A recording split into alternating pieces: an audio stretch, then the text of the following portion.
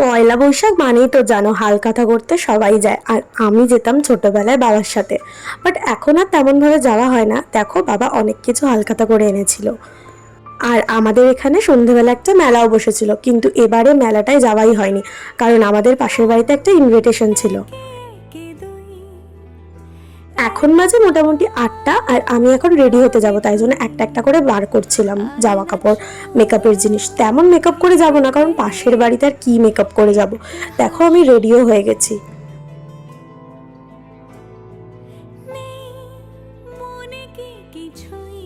Ready হয়ে চলেও এসেছি। সবাই এখন আড্ডা মারছি আমরা, মানে গল্প করছি। যেহেতু পয়লা বৈশাখ ছিল তাই জন্যই খাবার দাবারটা মেনলি অ্যারেঞ্জ করা হয়েছে। আর পয়লা বৈশাখ মানেই তো বাঙালি খাবার, তাই জন্য পুরোপুরি বাঙালি খাবারই অ্যারেঞ্জ করা হয়েছে। আর খাবার নিয়ে তো কোনো কথাই হবে না, প্রত্যেকটা খাবার কিন্তু ভীষণ ভালো হয়েছিল। সব কিন্তু ঘরে রান্না, তাই জন্য তোমাদের সাথে শেয়ার করবো ভেবেছি। প্রথমেই ছিল গরম ভাত, স্যালাড, একটু আলু ভাজা, আর এটা ছিল চিচিঙ্গে ভাজা, পেঁয়াজ ফিয়াজ দিয়ে বানানো হয়েছিল। এরপর ছিল মাছের মাথা দিয়ে ডাল।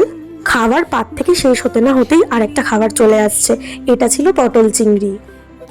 পটল চিংড়ি দিয়ে খাওয়ার পর তারপরে ছিল দই কাতলা, এটাও মারাত্মক খেতে ছিল। আর লাস্টে ছিল চিকেন কষা। এই যে আমার পাতে কিন্তু লেগ পিসটা পড়েছে, যেটা আমি ভালোবাসি সেটাই পড়েছে আমার পাতে। শেষ পাতে ছিল চাটনি, পাঁপড়, আর ছিল মিষ্টি। এখানেই শেষ নয়, লাস্টে আবার আইসক্রিমও কিন্তু আমরা সবাই খেয়েছিলাম।